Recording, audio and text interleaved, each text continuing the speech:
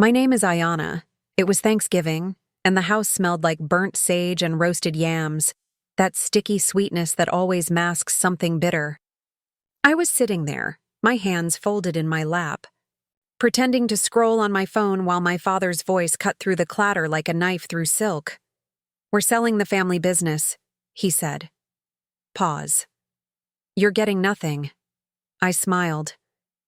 A small, quiet smile, not because I was happy, but because I'd learned long ago that rage is loud and often useless in these rooms. Strength is silence, patience, calculation. But my chest ached, and for a heartbeat, the shame of being the responsible one, the invisible daughter who keeps the family afloat, pressed down like a winter blanket soaked in ice. Before we move on, I need to be honest with you. My heart sank when I saw that 99% of you watch my videos but don't subscribe. It truly means the world when you do. It helps stories like this find the people who need them. So please, take a second to subscribe, and don't forget to tell me where you're watching from. I love seeing your locations. It reminds me that stories really do connect us, no matter where we are. The room went silent. The fork I had been holding hovered over a sweet potato, trembling just a little. I let it drop, quietly, because this wasn't about screaming. It was about watching, remembering, and planning. And I could feel the story beginning to unfold, one that I had to tell, one that had to be felt. The house smelled like cinnamon and burnt sage, the aroma wrapping around my chest like a velvet rope I couldn't untangle. I sat at the head of the table, though everyone knew I didn't belong there. Not really. My father's eyes lingered on me for a fraction of a second, and I caught it, a mix of expectation and irritation, the kind that says, you should be smaller, quieter, invisible. I let my fingers trace the edge of my plate, feeling the smooth porcelain beneath my skin. My heart ticked audibly, though no one noticed. I smiled softly, just enough to hide the tremor in my chest. My mind replayed his words. "We're selling the family business. You're getting nothing." Nothing. That word tasted like copper. It slid down my throat and lodged in my stomach. My siblings laughed at something one of them said, too loudly, too carelessly, as if my father's declaration hadn't even landed. I watched their faces, memorized the curves of their lips, the widening of eyes, the flick of a hand. Every detail mattered. Invisibility had been my armor, but tonight it was my lens. I noticed everything because no one thought I was noticing at all. The silver fork in my hand trembled. I dropped it. It clinked against the plate, a quiet punctuation mark. My mother's gaze shifted to me, a fleeting flicker of worry quickly masked by habitual detachment. I imagined her thinking, she'll keep it inside. Always has, always will. And I did. Outside, the wind rattled the window panes, scattering the last of autumn's dry leaves across the driveway. A car horn blared in the distance. Light from the chandelier above caught the edges of my hair, gilding strands in gold, casting shadows over my face that made my expression unreadable. I wanted to speak, to shout, to throw the nearest object across the room, but I didn't. That was not my way. Instead, I took a deep breath, letting it fill my lungs and spill out slowly, like a secret I wasn't ready to share. I recalled every moment I'd been underestimated, every time my quiet endurance had been mistaken for weakness. The shame of being the responsible one, the family scapegoat, pressed down like wet wool on my shoulders. Yet behind it there was a spark, small, invisible, but alive. I knew how to survive. I knew how to win. I excused myself silently, sliding out from the table without drawing attention. The hallway was dim, the wood polished but worn under years of footsteps and whispered conversations. I pressed my hand to the wall for balance, feeling the smooth grain against my palm, grounding myself. A sigh escaped my lips, quiet, nearly imperceptible, but it was mine. I sank onto the edge of the staircase, the carpet soft under my knees. The world beyond the dining room hummed with careless laughter, the clatter of dishes and my father's smug satisfaction. I let the noise wash over me and then fade. In the silence that followed, I began to plan, to map, to see the skeleton of the next few months in sharp relief. Every ledger, every whispered conversation, every overlooked detail was a piece of the puzzle I would assemble. Tonight, the family thought they had seen everything. They thought they had cornered me, stripped me of what they believed I desired. But they didn't know. They couldn't know. I had patience, I had intelligence, and I had strategy. Strength doesn't always roar. Sometimes it waits in the shadows, watching. And when it moves quietly, decisively, and beautifully. I let my gaze drift to the window. Outside, the branches of the old oak scraped against the glass, wind whipping them into frantic patterns. In the storm of betrayal and laughter, I felt a strange calm settle over me. The fire in my chest no longer burned wildly. It settled into a steady glow. I would reclaim what was mine, and I would do it on my terms. A soft click echoed from the front door. Someone had returned from the driveway. I straightened instantly, every muscle taut with awareness. The first move had begun. The apartment smelled faintly of old books and coffee, the kind that had cooled too long but still held a warmth you could inhale. I dropped my coat onto the chair, the fabric sagging against the leather like it knew the weight I carried inside me. The city outside hummed with indifferent energy, sirens, muffled laughter, car tires on wet asphalt, but inside, everything was still, except for the quiet tick of the clock on the wall. I moved to my desk, small and crowded with papers, receipts, and a laptop that hummed like a patient beast. Fingers poised, I began tracing the threads of the family business, following the money where it hid, watching the invisible paths that everyone else ignored. Each document was a secret whispered into my hand, each ledger a confession. The more I uncovered, the more the past revealed itself, not just the betrayal at Thanksgiving, but years of subtle manipulation, of promises never kept, of whispers and glances that had eroded my trust without me realizing it at the time. Rain started tapping at the window, soft at first, then insistent, blurring the streetlights into hazy rivers of gold and red. I leaned back in my chair, letting the water blur the lines of the city as clearly as I was starting to see the lines of my family. Siblings I had once thought allies were, in truth, strangers shaped by greed and fear.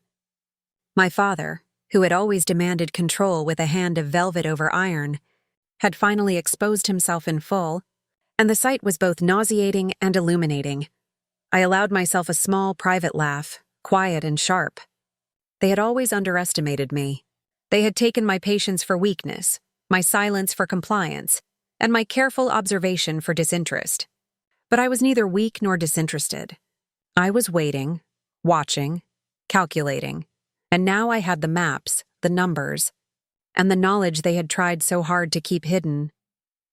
A photograph on my desk caught my eye, a black and white snapshot of my mother and me, taken when I was 7.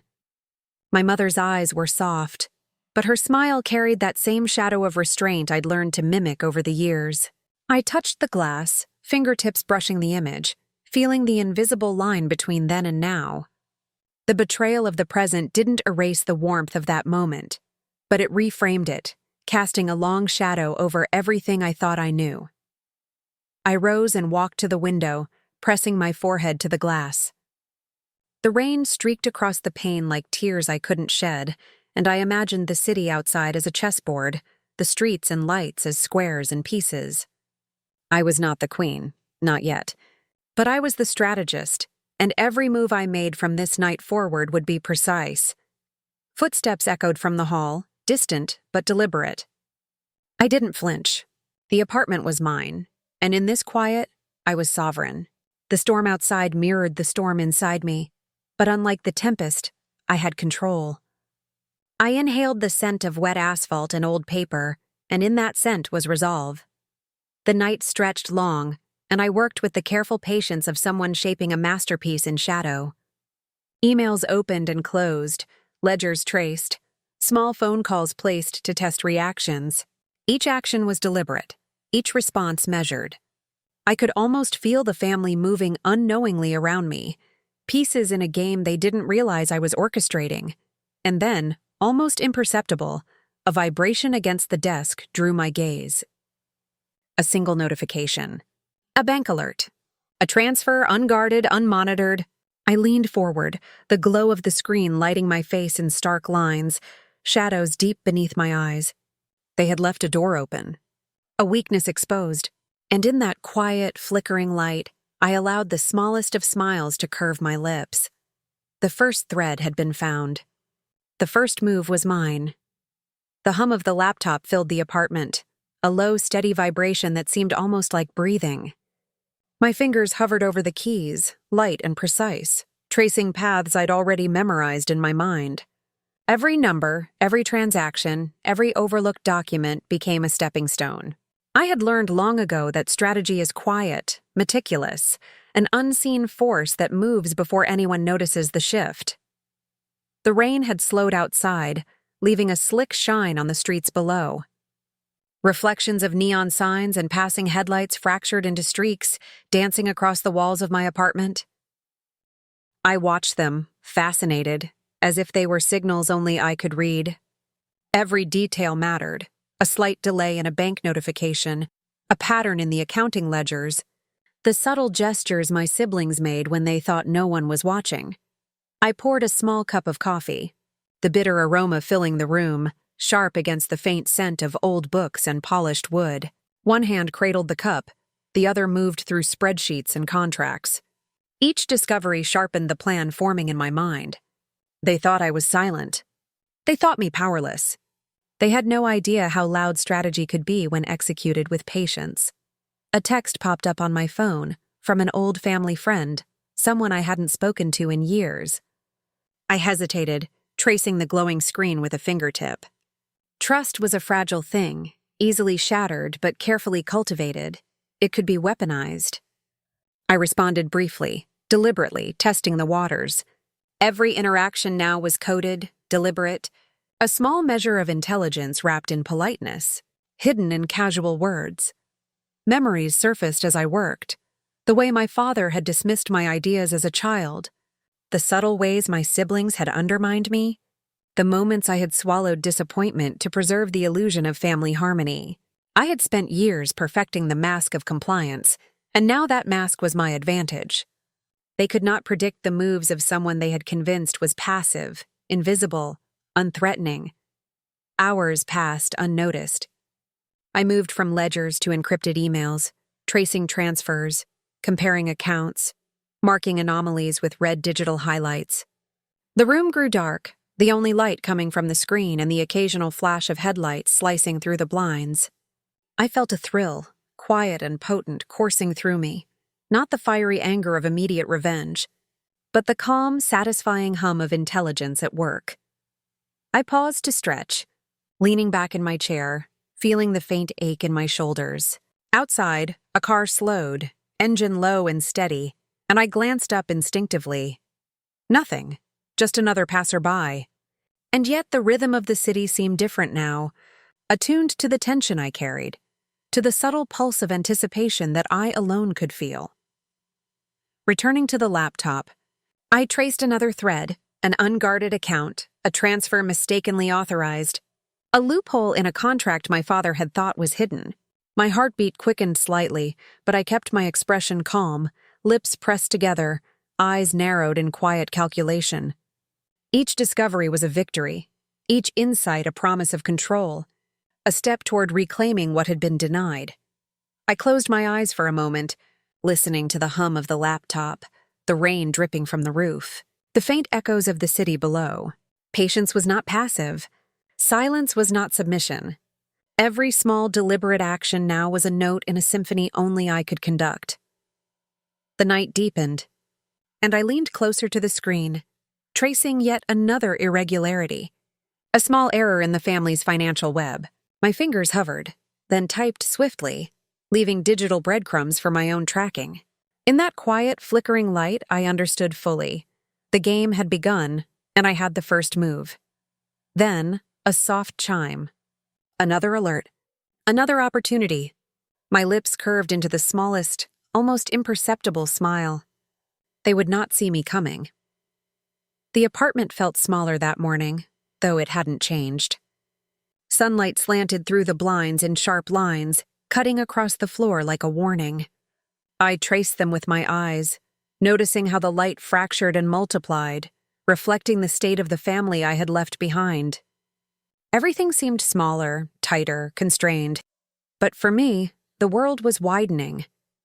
The patterns were clearer, the alliances more obvious, the weaknesses exposed in broad daylight. I moved to the window, coffee in hand, watching neighbors pass, umbrellas dotting the wet pavement like tiny islands. In the quiet, I replayed the dinner scene in my head. Every laugh, every sideways glance, every smirk. Their eyes had betrayed more than words ever could. My siblings' loyalties were fractures, brittle and shifting. My father's authority? A fragile facade resting on fear and assumption, and in the silence of my apartment, I saw it all. I didn't need confrontation. Not yet. The thrill lay in observation, in waiting for cracks to widen on their own. I made calls with careful hesitation, small hints dropped in conversation, testing reactions. Who was truly loyal to the family's version of order, and who was loyal only to their own greed? The answers came in subtle gestures, a pause before a reply, a shift in tone, a word omitted. Loyalty wasn't spoken aloud. It was betrayed in silence. The rain returned, tapping gently against the window, drawing my attention to the shadows of branches across the walls. My reflection stared back at me, layered over the dark lines of the city outside. The quiet fury behind my eyes had become almost physical, a pulse in my chest, a reminder that strength was patient, not loud. I had always been underestimated. Now I was invisible with purpose. I thought of old friends, cousins, even employees who had once been dismissed, overlooked, or ignored. Some had whispered truths I had stored for years. Their loyalties were fragile, yes, but they could be guided. Alliances could be shifted. Power, I realized, was not in force. It was in persuasion, in strategy, in knowledge others never realized they had given you. The phone buzzed. A text from my youngest brother. Casual, careless, unaware of the storm I had begun to orchestrate. I read it, studied the punctuation, the timing, the word choice, a tiny window into his character. I let the message sit, unanswered, a pause that carried weight. In silence, I was already winning. By evening, the tension was tangible. I sketched out moves on paper, tracing relationships as if plotting a map, the lines connecting intentions, fears, and secrets. Shadows of loyalty stretched long and crooked across my mental canvas. Some would bend toward me, others would break entirely. I could feel it coming, the inevitable fissures that would expose truths better left hidden. I stepped onto the balcony, inhaling the sharp, wet scent of the city. Below, neon lights danced across puddles, fragmented reflections like broken promises. The air was electric with anticipation, and in that moment, I allowed myself a flicker of satisfaction. They had underestimated me, and that was their greatest mistake. A sudden knock at the apartment door jolted me, soft but deliberate. My hand lingered over the lock. Outside, the night held its breath. My pulse quickened, not in fear but in readiness. Someone wanted entry, but they didn't know who they were dealing with yet. The apartment was silent, save for the soft hum of the laptop and the occasional drip of water from the window pane. I leaned back in my chair, staring at the glowing screen, the numbers dancing like ghosts across the ledger. Each account, each transfer, each overlooked signature whispered secrets of the family I had been taught to obey, to respect, to forgive. But obedience had a price, and now I was collecting the debt. The first anomaly had been small, a transfer disguised in routine, hidden in a series of seemingly innocent invoices. But it led to another, then another, each revealing a hidden corridor of wealth I had been denied. I traced the threads carefully, meticulously, savoring the thrill of discovery. The ghosts of my family's past misdeeds were tangible here, in cold digits and encrypted messages, and I followed them like a hunter tracking prey in the fog. I ran my fingers through my hair, eyes fixed on the numbers, the soft glow of the screen illuminating the lines of concentration etched across my face. Every misstep they had made, every assumption of my ignorance, was a doorway I now passed through. The deeper I delved, the clearer the pattern became. Greed disguised as necessity, deceit masquerading as loyalty, and 1,000 small betrayals buried in contracts, ledgers, and email chains. Outside, the city breathed in the rhythm of night, tires splashing through puddles, distant horns, the low murmur of life continuing unaware of my revelations. I could feel the pulse of opportunity, each heartbeat matching the flicker of numbers on the screen. One account led to another. One loophole unfolded into a pathway of leverage I had not dared imagine just days ago. I paused, leaning back, letting the dark lines of shadow and light play across my face. My reflection stared back from the monitor, layered over columns of figures, a reminder that I was both observer and architect. For years, I had carried the weight of being the responsible one, the invisible one, the one dismissed as compliant. Now every ounce of patience, every whispered insult endured, every slight unnoticed, was coalescing into power. A faint breeze stirred the curtain, carrying with it the scent of wet asphalt and old leaves. I imagined the family dining room again, the laughter, the clatter of dishes, my father's smug satisfaction. They believed control resided with them, in their voices and their titles. But control was an illusion, a fragile construct resting on ignorance, and ignorance, as I had learned, is easily exploited. I began compiling evidence, screenshots, copies, and carefully organized files. Each document was a weapon and a shield. I could strike, but I could also protect myself.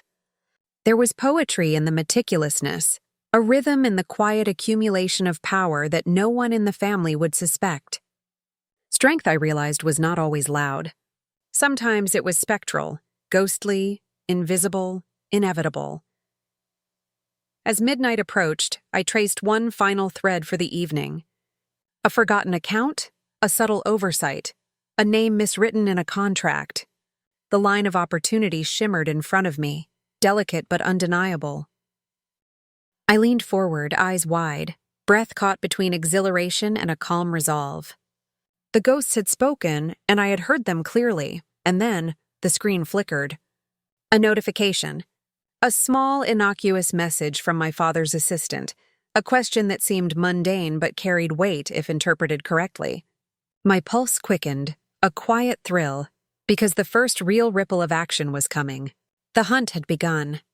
The apartment was quiet except for the soft patter of rain against the window, a rhythmic reminder that time moved on whether I acted or waited. I sank into my chair, letting the weight of the past press into me. Memories surfaced unbidden, little shards of childhood, moments I had tucked away behind smiles and nods. The way my father had corrected me in front of others, twisting facts until I doubted my own recollection. The way my siblings had laughed at private jokes, excluding me, erasing my presence. Gaslighting, I realized, wasn't just manipulation. It was a slow erosion of truth, a whisper that made you question your own eyes. I traced the lines of contracts and bank statements, my fingers hovering over the keys, but my mind was elsewhere, sifting through the subtle betrayals hidden in daily life. The room seemed smaller, the shadows longer, as I let the past bleed into the present. Every mistake they had forced me to own, every demand that I apologize for what I hadn't done, now revealed itself as deliberate, calculated control.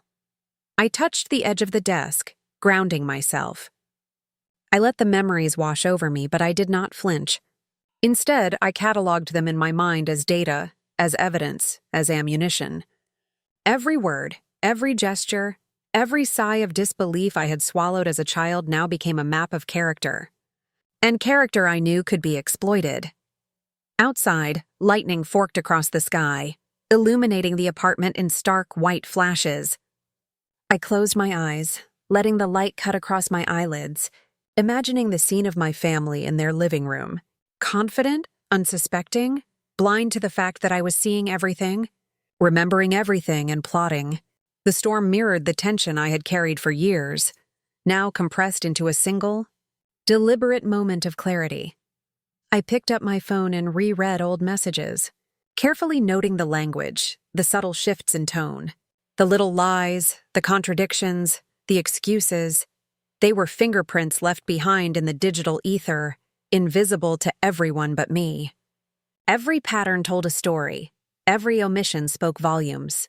It was like reading a family diary written in invisible ink.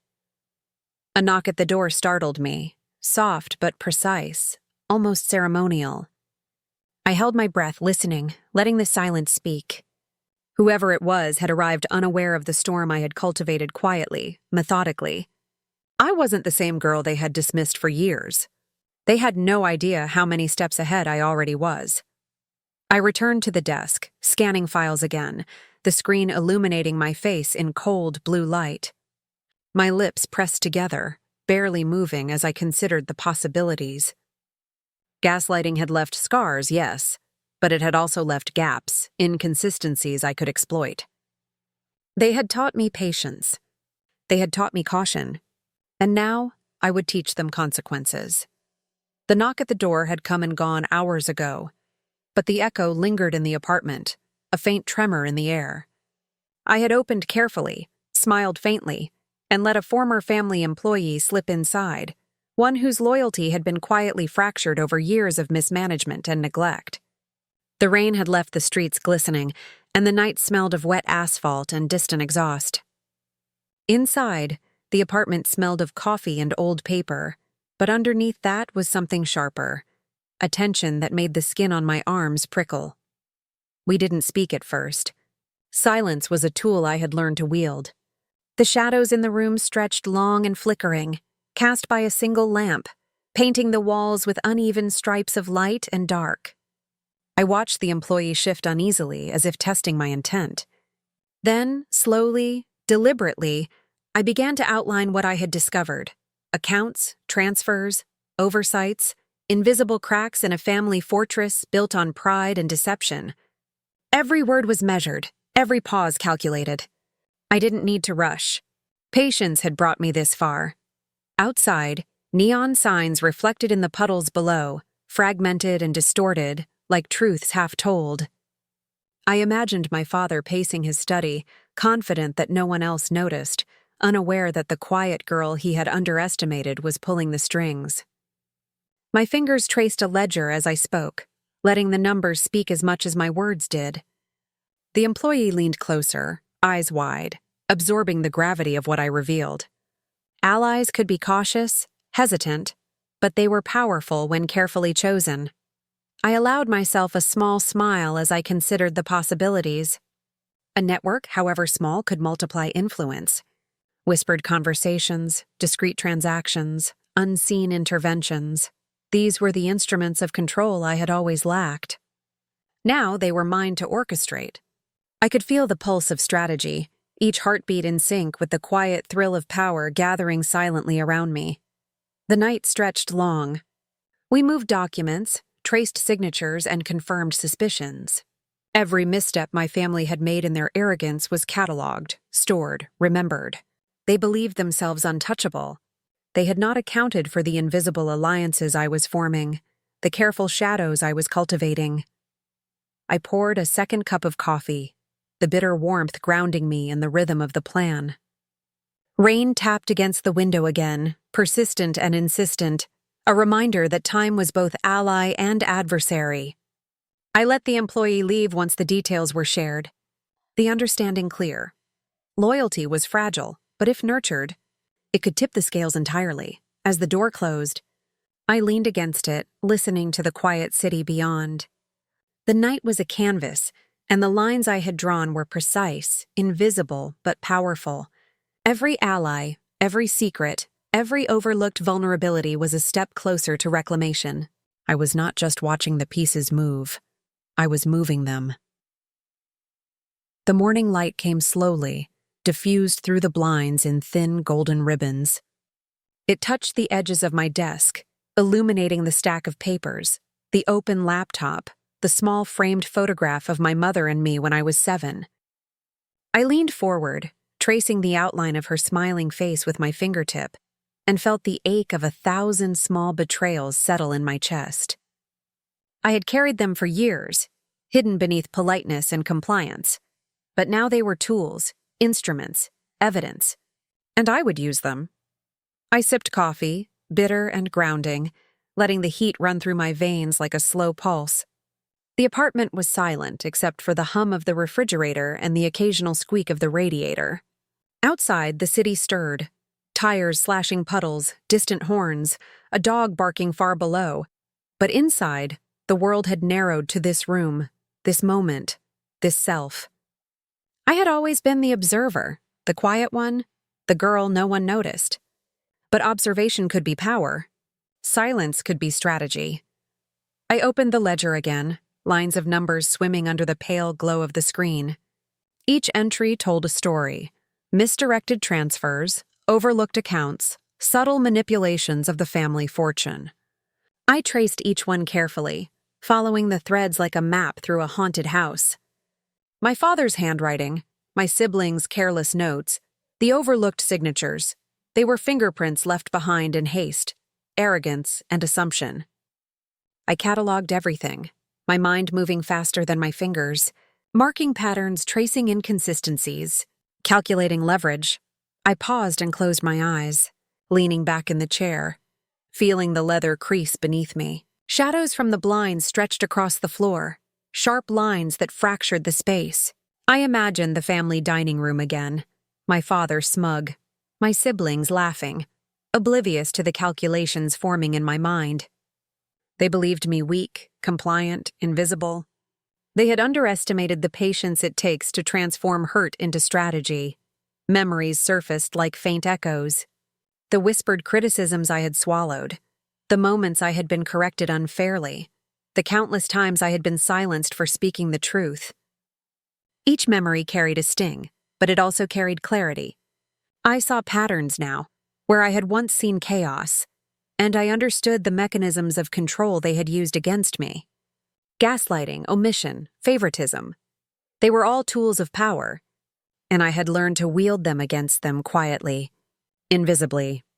I stood and walked to the mirror in the hallway, tracing the reflection of my face with my eyes. The lines of tension around my mouth, the shadow under my eyes, the glint of resolve in my gaze. This was the woman they had underestimated. I traced my reflection with a fingertip pressed lightly to the glass, as though mapping the person I had been against the person I had become. The mirror held both versions, the obedient daughter and the strategist, the quiet one and the one who had begun to move pieces no one else could see. I moved to the window and pressed my hand against the glass. Rain from the previous night had left everything slick, reflective, fractured. The city below was alive but unaware, glowing in distorted patches of light that reminded me of all the illusions my family had constructed. I inhaled the cool air, tasting the sharp scent of wet asphalt and distant exhaust. Each inhalation grounded me. Each exhalation released the years of restraint, of suppressed fury, of quiet calculation. I sat again at the desk, opening a new file folder. This one contained the first messages I had sent to allies, small, carefully worded, calibrated to test loyalty, gauge character, and solidify trust. I reread each line, noting inflections, timing, and subtle hints. These allies were fragile, cautious, hesitant, but they were essential. Power, I reminded myself, was not raw or loud. It was precise, deliberate, and invisible until the moment it struck. Hours passed without my noticing. The sunlight shifted across the floor, the shadows moving in tandem. I worked, tracing the family's patterns, recording the subtle cracks in their assumptions. Every oversight, every subtle misstep, every selfish instinct they had displayed over decades became a lever. I began drafting a plan, a sequence of steps that would reclaim control without confrontation, without exposure. The thrill of strategy hummed through me, a low, steady current, more intoxicating than any anger or revenge. And then, almost imperceptibly, I noticed the first anomaly that hinted at immediate opportunity: a dormant account, a misfiled contract, a transaction that had been assumed invisible. I leaned forward, heart steady but alert, fingertips hovering over the keyboard. This was not luck. It was observation, patience, calculation. A soft smile curved my lips. The family believed in chaos. I believed in order, in timing, in precision. And for the first time in years, I could see the path clearly. I glanced again at the mirror, catching the reflection of the lamplight on my hair, the faint shadow beneath my eyes, the quiet fire behind my gaze. I allowed myself a moment, a deep inhale, a soft exhale, and understood that everything had changed. The quiet strategist was no longer just watching. She was moving, shaping, orchestrating. The pieces were aligning. The ghosts of the past had spoken, and the next move was mine to make. The apartment was dark when I returned that evening, the city outside glowing faintly through rain-streaked windows. Neon and streetlights fractured into shards across the polished floor, reflecting in irregular patterns like a broken mirror. I closed the door behind me quietly, the soft click echoing in the silence, and leaned against it for a moment. Every movement, every breath was deliberate, controlled. The storm outside mirrored the one I carried inside, a current of anticipation, calculated fury, and quiet satisfaction. I approached the desk where the laptop waited like a coiled spring. The numbers on the screen, the lines of code, the overlooked transfers, they were no longer abstract. They were weapons. My fingers hovered for a beat, poised above the keyboard. And then I moved, carefully, precisely. I executed the first of my strikes, an automated transfer rerouted, a notification disguised, a subtle financial shift that would go unnoticed by anyone who wasn't looking as closely as I was. Each click, each command was silent but resonant. It was not chaos. It was control, pure and deliberate. I watched the screen, tracking responses, monitoring alerts, feeling the thrill of agency coursing through me. Years of quiet observation, of endured humiliation and subtle manipulation, culminated in this first, perfect move.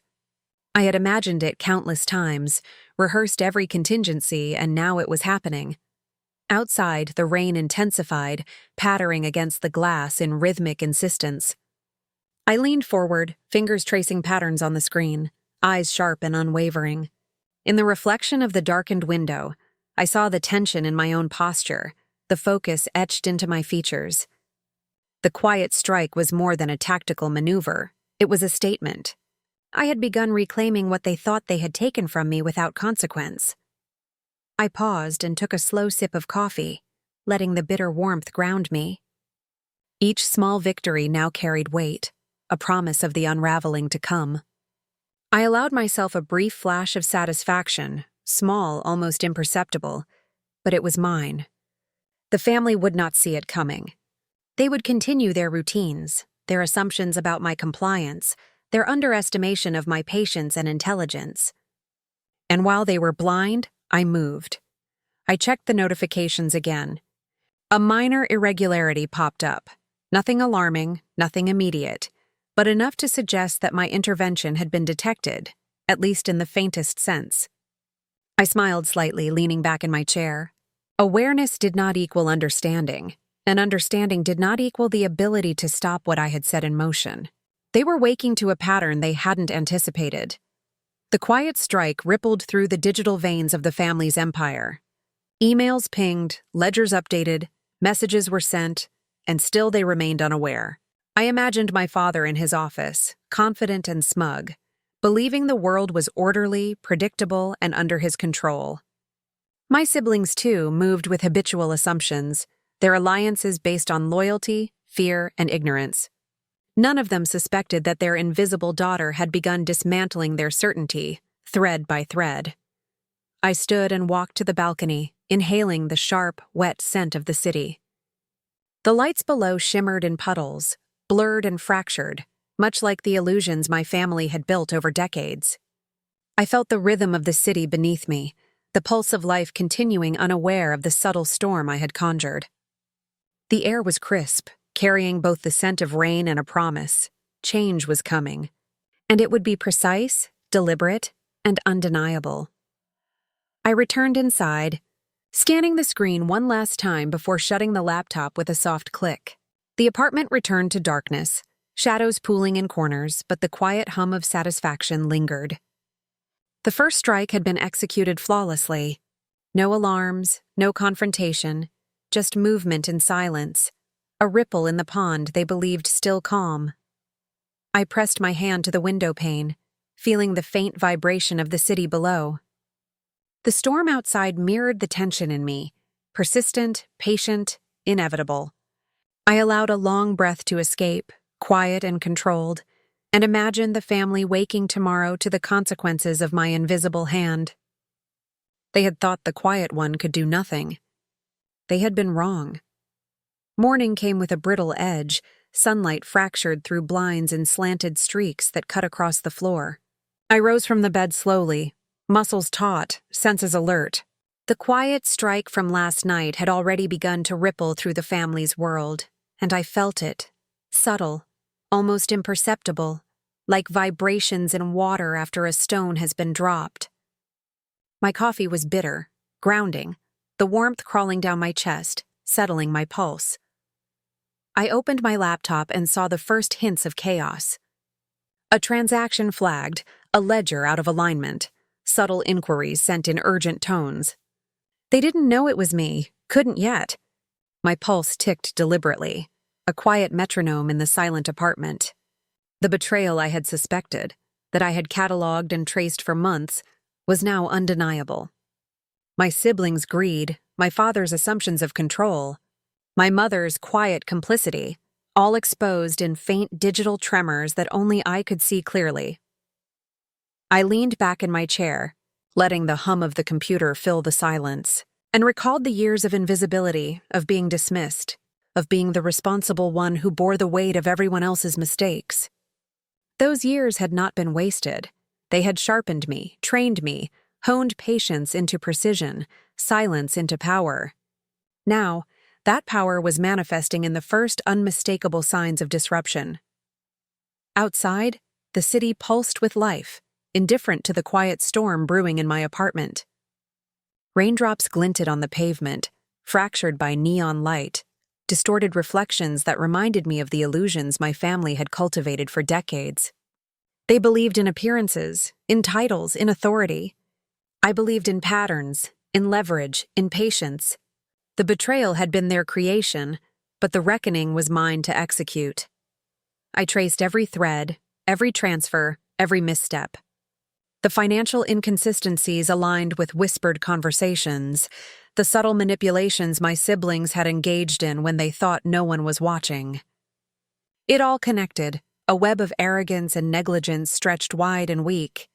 I documented meticulously, storing each revelation, each digital footprint, each conversation that proved the betrayal they had so carefully masked.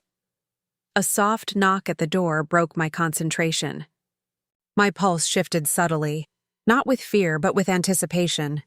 The employee ally I had brought into my plan appeared in the doorway, eyes wide, carrying new information from the front lines of the family's business dealings. We exchanged no words at first. Silence was a weapon, and both of us understood its potency. Then carefully I reviewed the evidence they had brought. Another layer of deception, hidden from my father's view, exposed in clear, undeniable detail. I felt the subtle thrill of validation, but no gloating. The betrayal was real, and it was profound, but it was also precise. Every move I had made to uncover it had been deliberate, and the moment of exposure, though quiet, was devastatingly effective. They had believed that my compliance equaled weakness. They had been wrong. Weakness was a mask, and under it, I had learned to wield intelligence like a blade. I glanced at the mirror across the room, seeing the lines of focus etched into my face, the glint of quiet determination in my eyes. I traced my reflection with a fingertip, reminding myself that every observation, every silence, every moment I had endured now fed a strategy that could not be undone. The betrayal was laid bare, but it was also a weapon, a map to guide the next moves in the plan I had long envisioned. Even as the sun climbed higher, filling the room with fractured light, I felt the rhythm of patience in my veins. I would not act recklessly. I would not allow the emotional weight of anger to dictate my actions. Precision required restraint, and I had it in abundance. I allowed the evidence of betrayal to settle into my mind like sediment, knowing that each piece of clarity brought me closer to reclaiming control, to rewriting the rules of the family's empire on my terms. The house smelled of polished wood and stale perfume when I arrived that evening. My father had insisted I come early, for a family meeting, though the tension in his voice betrayed more than civility. I parked my car on the cracked driveway, wet leaves sticking to the tires, and let the engine tick quietly as I breathed in. The scent of rain lingered in the air, sharp and electric. My heart beat deliberately, steady, each pulse a metronome for the plan I had rehearsed countless times in my mind. Inside, the dining room gleamed with false cheer. Candles flickered, scattering shadows across faces I had known intimately for decades, but now saw with new clarity. My siblings shifted nervously in their seats, eyes flicking toward me with a mixture of uncertainty and expectation. My father's gaze was sharp, controlling, but there was a tremor I recognized, a shadow of doubt he could not yet name. They believed the confrontation would unnerve me. They thought I would falter under their collective weight. They had underestimated the patience it takes to move in silence for months. I stood at the head of the table, a glass of water resting lightly in my hand. My fingers traced the rim briefly, a small, grounding gesture. I met my father's eyes first, holding his gaze longer than politeness required.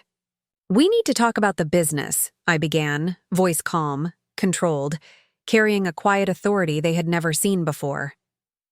My siblings exchanged glances, subtle shifts in posture betraying the unease that already stirred beneath the surface. I let the room settle into a hush, letting the silence speak for me.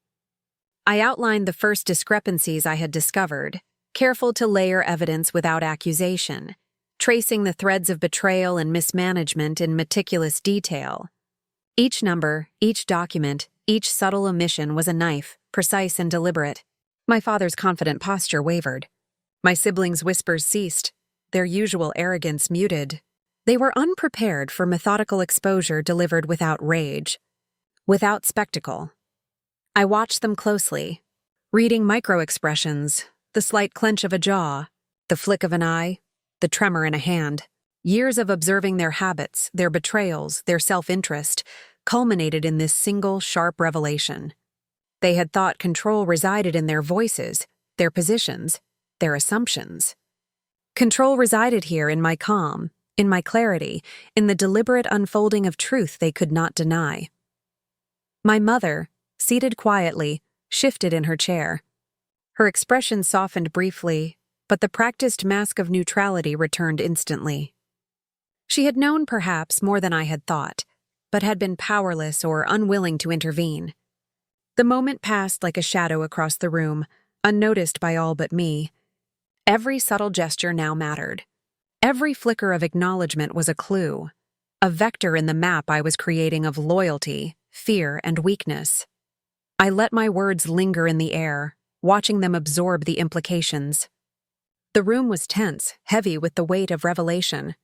No one spoke first, the silence thick and deliberate, punctuated only by the distant hum of the air conditioner and the faint creak of the floorboards. I knew they wanted a response, a denial, an argument, but I withheld it, letting the exposure sink in, letting doubt take root. Then my father spoke, carefully measured, defensive yet faltering. "Ayanna, this can't be right. I've been managing the accounts for decades." His voice carried authority, but the cracks were visible now. He searched for allies in his children's faces, but I had already seen the fractures. My siblings shifted uncomfortably, unable to support the narrative of unquestioned control. I let him feel the isolation. It was deliberate. I leaned forward slightly, voice softer, almost intimate. "It is right, and it has been visible for months. You just weren't looking. Or perhaps you didn't want to." I let the words hang, a mirror held to their negligence, their greed, their arrogance. The weight of the revelation pressed into the room, palpable and unavoidable. A soft clink of silverware echoed from the sideboard as my youngest sibling's hand trembled, spilling a fork slightly onto the floor. Every small gesture mattered. Every micro-expression confirmed the effectiveness of the patient's calculated exposure. I allowed the pause to stretch, savoring the moment when illusion shattered and reality claimed its quiet victory. The confrontation did not erupt in chaos. It did not require yelling, anger, or spectacle. It was quiet, surgical, precise. The betrayal was exposed, the fractures visible. And I stood at the center of the room, not as the invisible daughter, not as the scapegoat, but as the strategist, the observer who had finally acted. The chapter ends on a cinematic cliffhanger. The family sits frozen, processing the revelations Ayana has delivered with calm authority, aware for the first time that their empire is vulnerable, and that she has claimed control through patience and precision.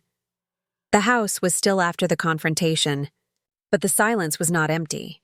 It was dense, vibrating with the unspoken consequences of last night. I arrived early that morning, stepping onto the familiar tiles with the quiet confidence of someone who knew the weight of observation. Every creak of the floorboard, every whisper of air through the vents, carried information. The family moved around me, careful, tentative, aware for the first time that the invisible force they had ignored had emerged.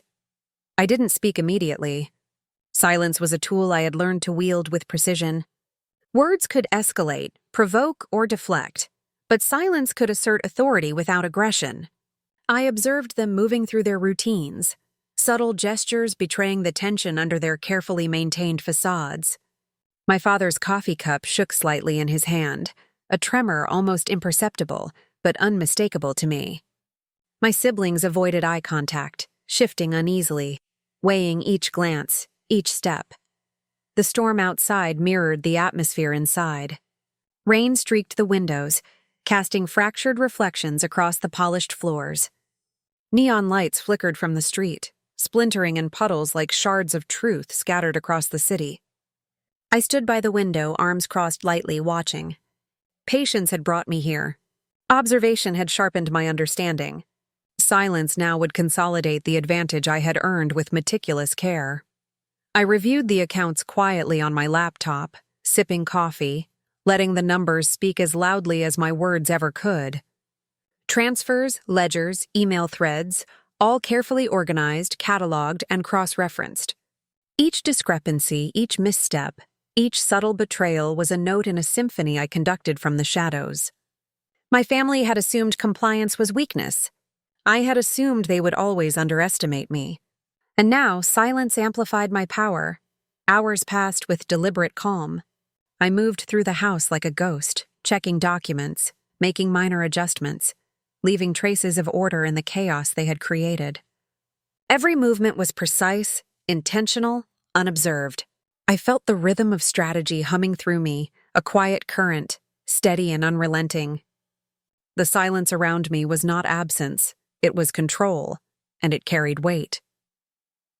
My father entered the room later, speaking cautiously, carefully measured, as if testing the boundaries of my newfound authority. Ayana, I don't understand. Can we discuss? I held up a hand, a single gesture, and he stopped mid-sentence. The pause stretched, heavy, deliberate. I let it linger. Words were unnecessary. My silence was louder than any argument he could muster. The message was clear. Observation, knowledge, and patience were my allies now. I turned back to the window, tracing the slick streets below with my gaze. Each figure walking along the sidewalk, each car gliding through the rain, seemed to mirror the calculated movements of the family in the house. They were unaware of the full scope of the plan, of the threads I had begun to weave through their world. In the quiet, I could feel the equilibrium shifting subtly toward me. By evening, the household had settled into an uneasy rhythm. Conversations were careful, tones clipped, movements deliberate. The room carried the tension of restraint, the weight of unspoken acknowledgement that the game had changed. I moved through it all calmly, smiling faintly at small victories no one else would notice. Each observation, each tiny piece of compliance extracted, strengthened my position without confrontation. I checked the accounts one final time before closing the laptop. Small adjustments, subtle corrections, shifts in control, all invisible to the family, all deliberate. The storm outside had passed, leaving the streets slick and reflective. I pressed my palm to the window, feeling the cool glass, imagining the reflections as fragments of truth I had carefully exposed. Silence, patience, calculation, they were my weapons now, more powerful than any raised voice or overt confrontation. The morning air was sharp when I stepped onto the balcony, crisp against my skin, carrying the faint scent of wet pavement and distant exhaust. The city below glimmered with fractured light, reflections of neon signs and puddles that split into patterns like the threads I had been weaving for months. Today, everything would shift. The quiet strikes, the patient observation, the calculated silences, they had all led to this. The final move was mine to make. Inside the apartment, I set the laptop on the desk, opening the files I had built meticulously. Evidence, ledgers, messages, and missteps cataloged over months. I traced each line, reviewing, double-checking, feeling the pulse of strategy in my veins. Each thread connected perfectly. Each overlooked transaction, each small betrayal, each fragment of arrogance was aligned, ready to cascade into the reckoning. I had learned to wait, to endure, to observe, and now patience had produced precision. The rain began again, light at first, then heavier, drumming against the windows in rhythmic insistence. I watched the droplets trace paths down the glass, streaks that fractured the city's lights, like truth splintering through deception. My fingers hovered over the keyboard, tracing paths I had planned carefully, knowing that once executed, there would be no turning back. I inhaled deeply, the bitter aroma of coffee mingling with the electric scent of rain, and let my mind settle into focus. At the family house, the first tremors were already spreading. Small inquiries, tentative questions, quiet tensions, all subtle signals that the balance had begun to shift. I had orchestrated each movement to be almost invisible, leaving just enough traces to guide outcomes without detection. This was not a display of anger. It was a demonstration of control. They had underestimated me for years, and the final move would prove that patience and intelligence were more potent than shouting or fury. I initiated the final sequence. Notifications sent. Funds redirected. Contracts revised. Digital evidence delivered to allies in strategic positions. Each action was deliberate, precise, and invisible to anyone not paying attention. My siblings, my father, my mother, all would feel the effects without seeing the hand that guided them. The storm outside intensified, wind and rain pressing against the windows, a mirror of the quiet intensity I carried inside. I paused for a moment, resting my palms on the desk, letting the magnitude of the orchestration sink in. Every slight I had endured, every whispered criticism, every ignored suggestion had been preparation for this moment. They had thought their arrogance could go unchecked, their greed hidden in the shadows. They were wrong. The quiet daughter, the one they dismissed, the one they thought powerless, had moved with precision while they were blind. A notification popped up on the screen, a response from an ally confirming that the first wave of the plan had taken effect. A subtle ripple in the family empire, a minor correction unnoticed in its immediate impact but destined to grow. I allowed myself the smallest, almost imperceptible smile. Strategy, executed with patience and intelligence, was its own reward. The storm outside began to subside, leaving streets slick and reflective, like the aftermath of a carefully executed plan. I stepped to the window, letting the cool breeze brush my face, watching the reflections of light and shadow below. In the quiet, I felt the culmination of months of observation, patience, and subtle action. The family would awaken to consequences, fractures, and revelations they could not yet comprehend. I, however, had already moved on to the next layer of planning, already envisioning how the power I had quietly claimed would sustain itself. The morning light fell soft and golden across the apartment, painting the walls in gentle streaks. The rain had ceased, leaving the city streets below slick and reflective. Neon lights fractured across puddles like shards of a dream I could finally shape. I stood by the window, tracing the reflections with my eyes, inhaling the crisp air, feeling the calm that comes after storms, both literal and metaphorical. Everything had shifted. The family's illusions, their assumptions, their arrogance. They had all been quietly dismantled, and now, the world was mine to navigate with clarity. I moved to the desk, fingers brushing over the organized files, the evidence, the ledgers, the small traces of strategic moves that had quietly rewritten the balance of power. Months of patience, observation, and silent orchestration had brought me here. I allowed myself a moment of reflection, not pride, but understanding. I had endured years of underestimation, quiet humiliation, and invisible labor. Each moment of suffering had been a lesson in strategy, each slight a step toward reclamation.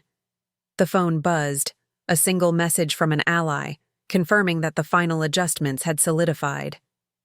The family had begun to recognize the cracks, the fractures, the subtle shifts that could not be reversed. And yet, I had moved with foresight, ensuring the consequences were measured, precise, and permanent. Revenge, I realized, did not require rage. It required intelligence, patience, and the quiet power to act when no one else noticed. I stood and walked to the mirror, examining my reflection. The lines of focus on my face, the calm in my eyes, the quiet authority that radiated from posture and gesture. This was the culmination of years of endurance. I traced my fingertip along the glass, touching both the girl who had been invisible and the woman who had orchestrated the invisible strikes that had reshaped a family empire. The reflection held both, layered, inseparable, a living record of transformation. Outside, the city pulsed with life, indifferent to the quiet shifts in a single apartment. Cars glided through puddles, pedestrians moved with purpose, oblivious to the ripples of power being felt elsewhere. I leaned against the window, hands pressed lightly to the cool glass, imagining the family waking to the reality of what had transpired. They would see, eventually, that control was not loud, that influence did not rely on domination, that true power could reside in patience, strategy, and clarity of vision. I returned to the desk and began drafting the final correspondence. Carefully worded, precise, and deliberate. Instructions for the transition of control, guidance for the family business, the subtle reallocation of responsibilities. Everything designed to preserve integrity while cementing the balance I had achieved. It was not cruelty that guided me, but justice measured in strategy. My heart did not race with triumph, but with the satisfaction of rightful reclamation. I allowed my eyes to linger on the small photograph of my mother and me, framed on the corner of the desk. The smile frozen in time reminded me why this mattered. Not for wealth, not for revenge, but for the affirmation of self, for the claim of agency long denied. I whispered softly to the empty room, words meant for no one but me, and perhaps the woman I had once been. We are here. We endure. We rise. By evening, the apartment was calm. The storm outside had faded entirely, leaving only the soft hum of the city. I poured a final cup of coffee, letting the warmth flow through me, grounding me in the rhythm of accomplishment. I moved to the balcony, hands resting on the railing, watching the reflections of the city glitter in puddles below. In the distance, the lights blurred and fractured, a mirror of all I had reshaped. I pressed my hand to the railing, letting the weight of the months, of the battles, of the invisible strategy settle into me. The family's empire had been subtly recalibrated, betrayals acknowledged, alliances honored, power restored, but not in chaos. In clarity, in intelligence, in the quiet authority I had cultivated. Finally, I exhaled slowly, eyes tracing the horizon, and allowed the satisfaction of completion to wash over me. The storms had passed. The quiet strikes had landed. The legacy I claimed was not one of anger or dominance, but of wisdom, resilience, and the unassailable truth that patience and insight were stronger than fear or force. The story ends on a cinematic image. Ayana stands on the balcony, city lights refracted in puddles below, the soft wind brushing her hair, calm and resolute. She has endured, she has acted, and she has claimed her legacy. The world continues, but it now bends subtly to the rhythm she has orchestrated.